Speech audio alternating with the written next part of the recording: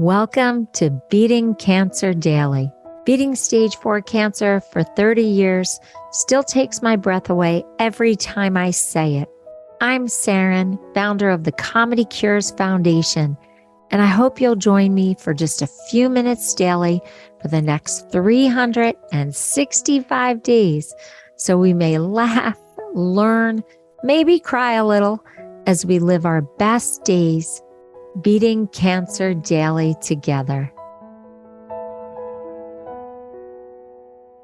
Something caught my eye that I wanted to share with you. It was actually published by CNBC Online from Dr. Courtney Warren, who's a contributor. And the headline was, Harvard-trained psychologist. If you use any of these 9 phrases every day, you're more emotionally secure than most.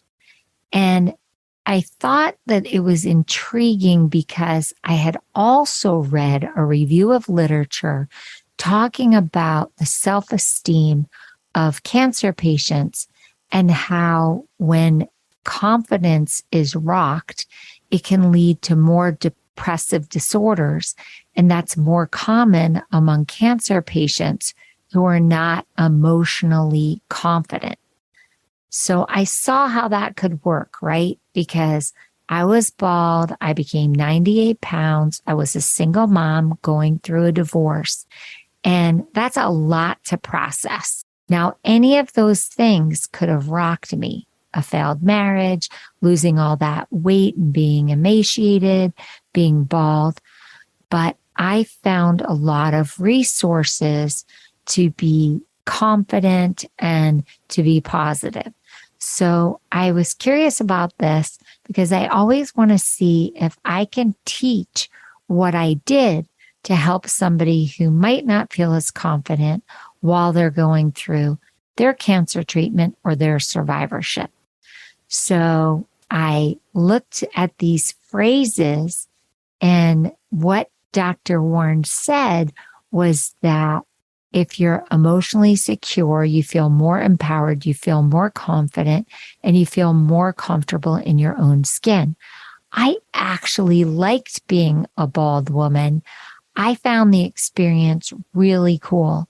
And as I said on another episode, I wrote a lot of humor about what it was like to be a bald woman. So I did try to find the humor and also the positive side of what I was going through at every turn. And it wasn't always easy. But let's look at these 9 phrases and let's see how many we actually say. Number 1, let me think about that before I respond. Do you say that phrase? I don't. But I'm just very much from my gut. I process very quickly. It might come from me working in news in a newsroom where I had to really trust my instincts and check facts quickly. But I'm not so good at that one. I usually really just process quickly and go from my gut. Okay, number 2, no. Oh boy. Are you good at saying no? She says that emotionally secure people feel comfortable setting boundaries. They are clear about what they will and will not do based on their own moral principles, needs, and desires. Whoa. I am getting better at saying no. She says another way to phrase it is, I'm sorry, but I can't help with that because I have too many other commitments.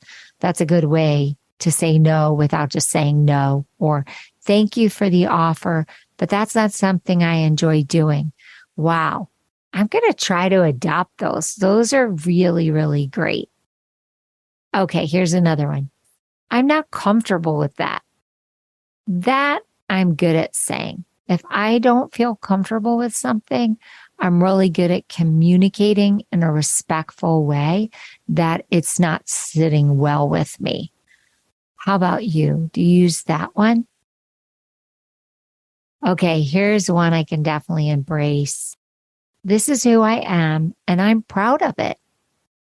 or what you see is what you get, or you may not like this about me, but I'm okay with it.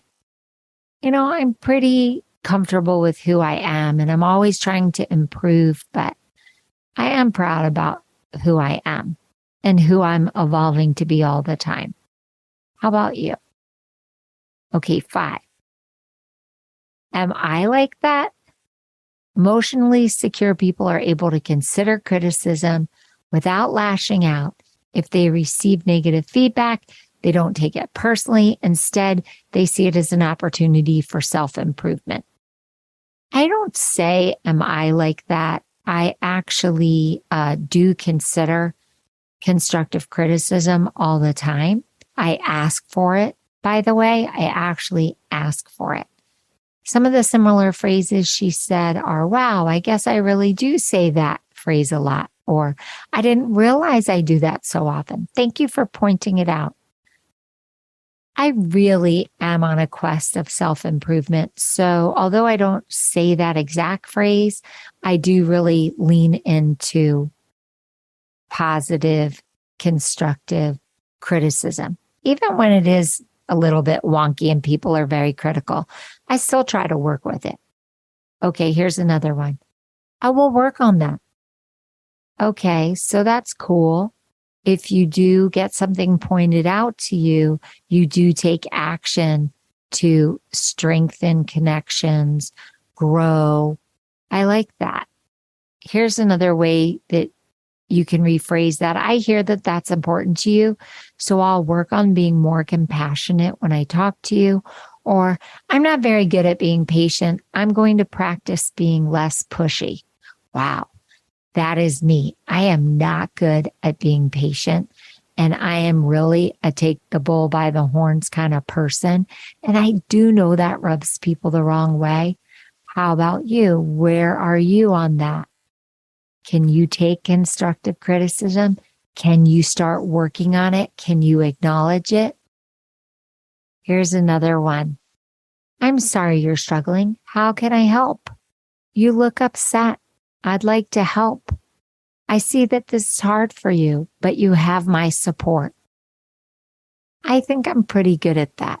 I think I'm pretty good at identifying people who are struggling and finding out how I can help.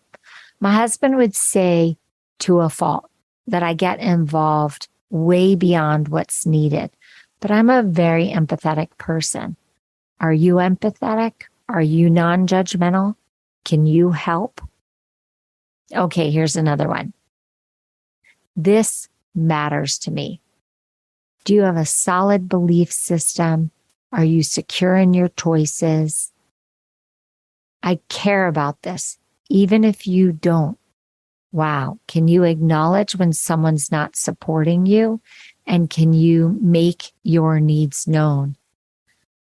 I don't think you're acting in an ethical way, and I can't watch it happen without standing up for what I believe is humane. So this is really about voicing what you care about, even in the face of someone not caring about what you care about. And the last one she states is, I will try. She says emotionally secure people have cultivated a sense of inner safety that tells them that they will be okay even if a new effort fails. This allows them to experiment with new things such as hobbies, friendships, travel, and even personal coping strategies. I'll try that next time. I might not be good at this, but I'm willing to give it a shot. Wow. I am that person. I do love to try new things. Do you take risks? Are you able to fail at things? Dr. Courtney Warren, who's a board-certified psychologist and an author of Letting Go of Your Ex. I've done that, Dr. Warren. She says that these 9 things are a sign of somebody who is emotionally secure and confident. Where do you stand on it? What do you want to work on? I always have things I want to work on. I hope this gave you food for thought. I hope that if you're being rocked by confidence in your cancer journey or survivorship, that some of these thoughts help you start to work on becoming more secure and more comfortable in your own skin. I think one of the greatest examples of this is a woman that I met early in her cancer journey, way back in the early 2000s. I had been diagnosed and treating for several years and was also on the other side of my stage 4 diagnosis. And she decided that she was going to boldly go bald. And she started a blog and a website called Bald is Beautiful. Her name is Saranne Blinn. I looked at how she embraced her baldness. I did too. But she created a whole advocacy campaign on the beauty of being bald. And even after she survived her cancer, she still sported a beautiful bald head to encourage and empower other women and men going through cancer treatment who had lost their hair to embrace the beauty of who they were at that exact moment. So I just wanted to give a shout out to Saranne Blinn and Bald is Beautiful. You go, girl. I lost touch with her along the way, but I went onto her website to see what was going on. And you know what? She still has Comedy Cures listed as a link on her website. Thank you, Saranne. To me, she was somebody that really embraced her situation, really showed how to be confident in her own skin and with her own bald head. Very authentic, very convicted about helping other people through the cancer journey. So I consider Saranne a sister in this whole experience and a chemo buddy. And I hope that our stories and our journeys help you find your confidence and help you feel empowered. That's the whole point of this Beating Cancer Daily 365-day podcast, so that I can help you along this journey, find things to laugh at, find things to cry about, find things to build on, to have the best quality of day after day, as you go through your treatment and hopefully continue through to survivorship, recreating the best you that you want to be. I actually heard something that made me laugh, so I just love to share it with you before we end. Blessed are they who can laugh at themselves, for they shall never cease to be amused. Have a good day, and I'll see you tomorrow. I hope you guys know this, but Beating Cancer Daily is a listener and donor-supported podcast and community. So if you have some extra change, I'd love you to go to comedycures.org and make a donation today of whatever level is comfortable for you. And it will be tax deductible to the extent allowed by law, because Comedy Cures is a nonprofit 501c3 organization founded from my chemo chair, April 1999, and we've been going strong ever since.